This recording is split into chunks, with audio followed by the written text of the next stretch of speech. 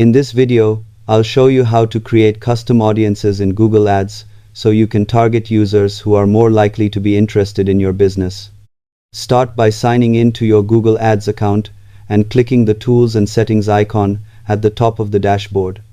Under the Shared Library section, select Audience Manager. This is where you manage remarketing lists, customer lists, and other audience segments used across campaigns.